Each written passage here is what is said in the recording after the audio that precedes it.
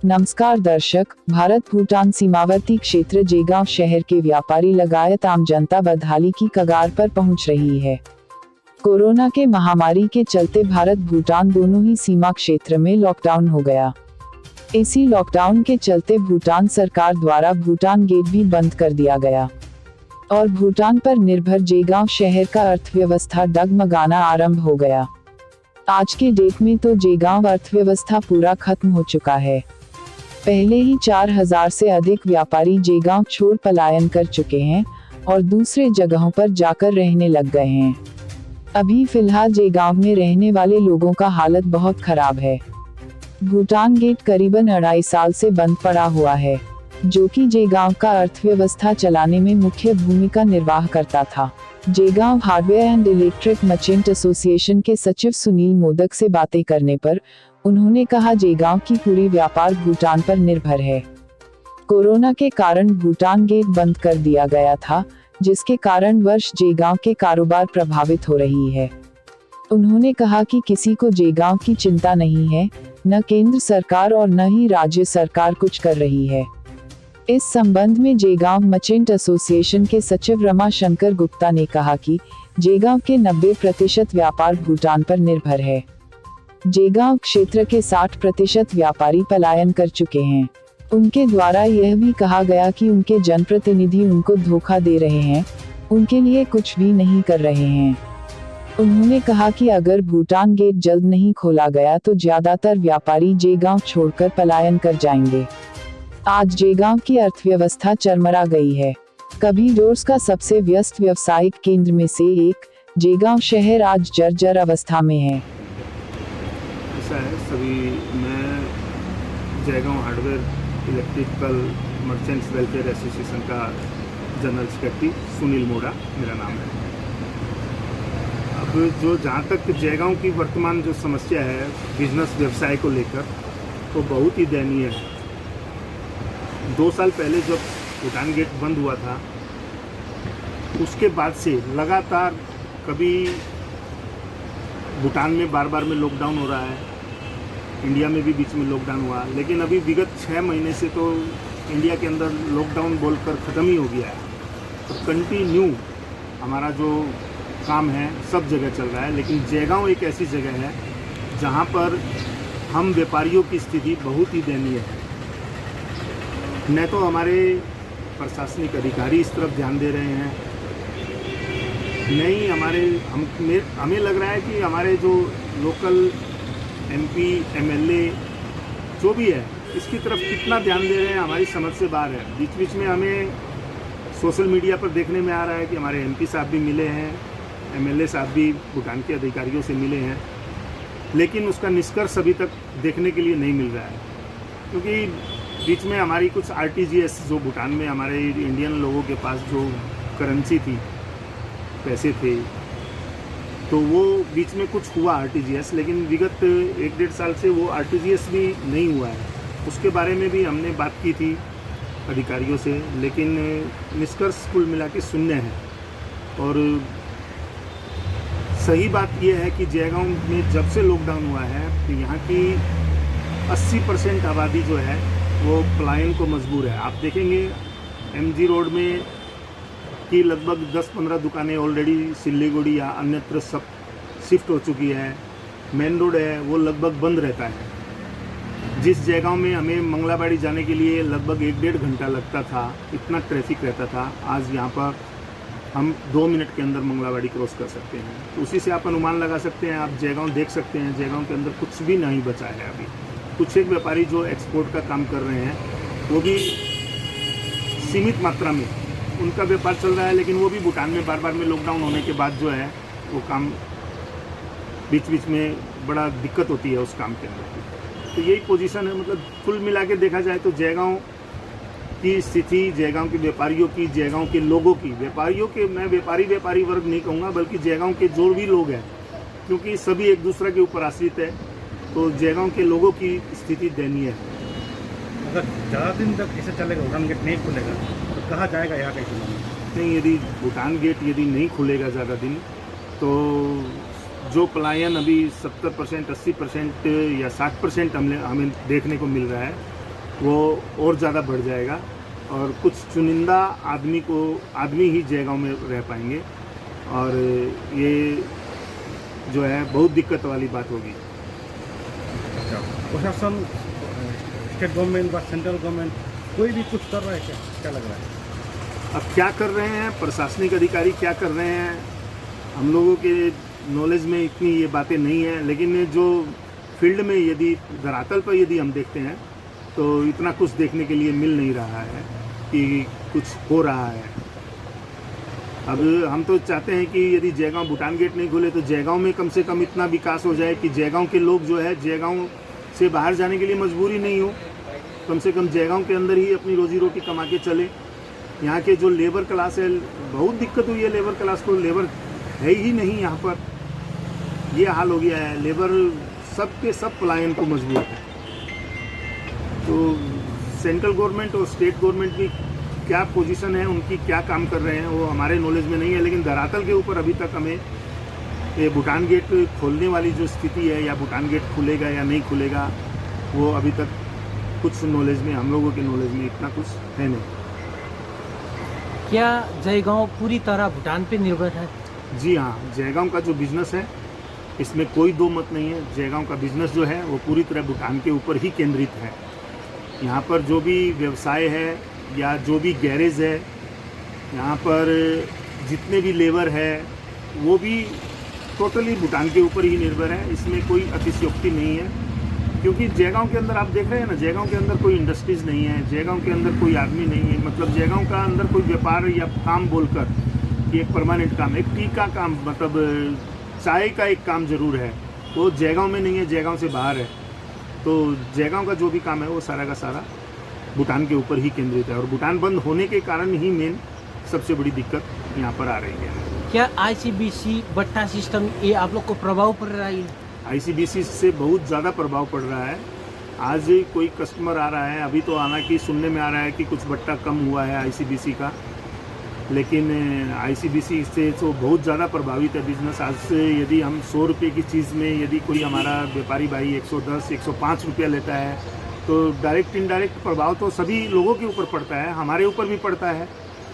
हमारे ऊपर भी ये लांछन लगाया जाता है कि आपने ज़्यादा रेट ले लिया, हमारे व्यापारियों के ऊपर भी लांछन लगाया जाता है। लेकिन व्यापारी करे क्या, उनको तो आईसी में पेमेंट करनी होती है बाहर में, और यदि कोई बीसी लेकर आएगा तो हम उसको न तो माल के लिए मना कर पा रहे हैं, माल दे तो हम फंस रहे हैं। तो बहुत दिक्कत हो रही है। आईसीबीसी का जो बट्टा है उसको लेकर भी ये काफ़ी परेशानी का सबब है। प्रशासन को क्या कर देने से ये समस्या वगैरह सॉर्ट आउट होता है? देखिए, प्रशासन को सबसे ज़्यादा इम्पोर्टेंट है कि किसी भी तरह करके एक भूटान के अधिकारियों के साथ मंत्रणा करनी चाहिए, बातचीत करनी चाहिए, उनके साथ कुछ मीटिंग करनी चाहिए कि ताकि भूटान अम्बेसी को भी, भूटान में जो अपने इंडियन अम्बेसी है उसको भी कुछ काम करना चाहिए इस बारे में कि जल्द से जल्द कम से कम गेट खुले। और मैं तो इतना भी कहूँगा कि ज़्यादा नहीं तो कम से कम हासीमारा तक के लिए भी यदि गाड़ियों की, भूटान की गाड़ियाँ इधर आके लोडिंग करती है तो उसके लिए भी उपयुक्त होगा, जयगांव के व्यापारियों के लिए, जयगांव के लोगों के लिए, उसके लिए हित होगा। क्योंकि जयगांव का जब भूटान गेट सब खुलेगा तभी हमारा यहाँ पर काम सुचारू रूप से चल पाएगा। हाँ, इकोनॉमिक तो हमारा जयगांव का जो है बोलिए तो पूरा ही आपका ख़त्म हो चुका है। ख़ास तौर से जयगांव जो है हमारा अलीपुर ज़िला का देखेंगे तो इकोनॉमिक कैपिटल है। जो व्यवसाय जो अलीपुर ज़िला का एक जो है बैकबोन जो है जयगांव को बोला जाता है, जो आज इकोनॉमिक हिसाब से टोटल फेल हो चुका है। क्या क्या कारण है, क्या लग रहा है? कारण यहाँ पर कोविड का जो ये चल रहा है, चक्रवात जो चल रहा है कोविड का चक्रवात को लेकर के हो रहा है। क्योंकि कोविड जो है हमारा भारत से मोटा मोटी उठ गया है। हमारा राज्य सरकार जो है कोविड का सारा चीज़ को ख़त्म कर दिया है और हमारा पड़ोस में जो है भूटान है। क्योंकि जयगांव एक ऐसा शहर है जो कि 90% जो है भूटान के ऊपर आश्रित है। गेट बंद है जिसके कारण जो है आवागमन नहीं हो रहा है। जो लेबर से लेकर के छोटा खुदरा व्यापारी जो छोटा छोटा व्यवसाय करते हैं उनका बिजनेस टोटल ख़त्म हो चुका है।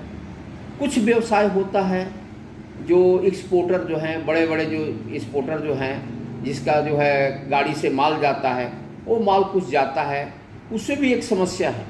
समस्या ये है कि जो गाड़ी का रजिस्ट्रेशन होता है, पहले एक्सपोर्ट करेंगे, एक्सपोर्ट के आगे आपको एक प्रक्रिया शुरू करना पड़ता है, जो कि भूटान में जो है गाड़ी का रजिस्ट्रेशन करवाना पड़ता है।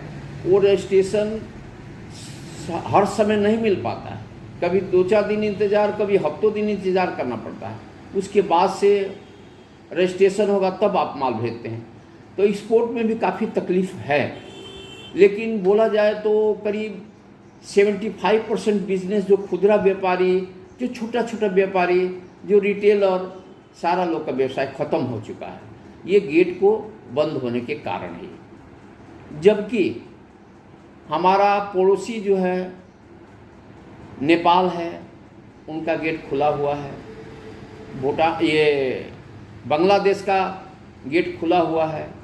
सबसे मित्र राष्ट्र हम लोग जो है भूटान हम लोग के हैं, हम लोग पड़ोस में बैठते हैं। उनका दर्द, दुख दर्द हमारा दुख दर्द होता है। हम लोग एक साथ मिल कर के पले बढ़े हैं और हम लोग भी उनका तकलीफ़ को नहीं दे सकते हैं, हमारे तकलीफ़ को नहीं दे सकते हैं। लेकिन हम लोग जो है यही चाहते हैं कि भूटान गेट का आवागमन हो। कोविड का जो है उनका जो ये चल रहा है, उसका प्रोटोकॉल को मेंटेन करते हुए ये प्रक्रिया को शुरू किया जाए। कितना % व्यवसाय अभी तक पलायन कर चुका है? मोटा मोटी हमारे यहाँ से 60% व्यवसायी जो है पलायन कर चुके हैं। और आपका जो है जो दुकान खुल भी रहा है उसमें किसी का बहानी नहीं होता है, कोई ऐसे दिन भर बैठ करके घर चला जाता है। घर संसार चलाना भी मुश्किल है। अभी स्कूल खुल गया है, स्कूल खुलने के लिए बच्चा लोग को फीस चाहिए। यहाँ पर मैक्सिमम देखा जाता है कि आपको प्राइवेट स्कूल है, उसमें फीस ज़्यादा लगता है। फीस बच्चा लोग को कहाँ से दिया जाएगा, बच्चा लोग को बुक कहाँ से खरीदा जाएगा, सारा चीज़ का अभी समस्या सामने आ गया है कि कहाँ से अपना परिवार चलाएगा, बच्चा लोग को शिक्षा कहाँ से देगा। ये कंडीशन अगर और भी कोई मतलब चलेगा तो व्यवसाय लोग का हालत कैसा होगा? देखिए, आज से 2 महीना पहले हमारा जयगांव का हालात कुछ और था और आज हालात कुछ और है। और यदि और 2 महीना 1 महीना ऐसे चलते रहा तो दिन पर दिन हालात और बदतर होते जाएगा। लोगों का जो सहन करने की सीमा है, जो बियर करने की सीमा है, वो सब कुछ ख़त्म हो जाएगा। उनका अर्निंग ही नहीं रहेगा तो खर्चा कहाँ से कर पाएंगे। आपको क्या लगता है कितना संख्या व्यवसायी लोग पलायन कर चुका है? संकट कितना होगा? संख्या देखिए, हमारा दुकानदार यहाँ पर मोटा मोटी 5000 दुकानदार थे। आज के दिन में देखा जाए तो हमारी दुकानें जो है बेसी से बेसी 600 से 700 दुकानें खुल रही है। बाद बाकी सब दुकान बंद है। जब उनका शटर बंद है तो इसका मतलब वो पलायन ही कर चुके हैं। क्या लग रहा है प्रशासन का या सरकार का कुछ भूमिका है? कुछ देखिए, अभी तक हम लोग जो है प्रशासन के दरवाजे पर हम लोग गए हैं, हम लोग प्रतिनिधि से भी हम लोग ये किए हैं, लेकिन हम लोगों को कुछ जो है इसका जो है जो रिजल्ट कुछ मिलना चाहिए, आश्वासन मिलना चाहिए, वो हम लोग के पास में नहीं मिला। अभी तक कोई पॉजिटिव? अभी तक हम लोग को कोई पॉजिटिव आश्वासन हम लोग को नहीं मिला। इसका चलते कि एक तो और मायूसी छा रहा है। हाँ, जयगांव में मायूसी है। लोगों के अंदर में ये दिमाग में आ गया है कि हमारा भविष्य क्या है, जयगांव का भविष्य क्या है। यह समस्या केवल जयगांव से संबंधित नहीं है, यह समस्या हमारा पूरा उत्तर बंगाल से संबंधित है। जो छोटो जो कुटीर धंधा किए हुए हैं, जो छोटे इंडस्ट्रीज बना रहे हैं, हमारा यहाँ से दुकानदार लोग सिलीगुड़ी से माल खरीद करके लाता है और बेचता था, उनका भी ये चीज़ को लेकर के उनका इफेक्ट हुआ है। साथ ही हमारा जितना बॉर्डर टाउन है, अलीपुर ज़िला, खास तौर से अलीपुर ज़िला ज़्यादा ही प्रभावित है। अलीपुर ज़िला में कोई उतना कुटीर उद्योग नहीं है, जो था वो ज़्यादातर से जयगांव में ही था। आज जयगांव जो है अपना बदहाल पर ही रो रहा है। आपको क्या लग रहा है सेंट्रल गवर्नमेंट हो या स्टेट गवर्नमेंट हो, जगह का जो मुद्दा है ये लेकर कोई उद्योग ले रहा है? क्या लग रहा है आपको? अभी तक हम लोग को नहीं लगा है। हम लोग को ऐसा नहीं लगा कि अभी जो है सेंट्रल से या किसी प्रकार का जो है ऐसा ये हो।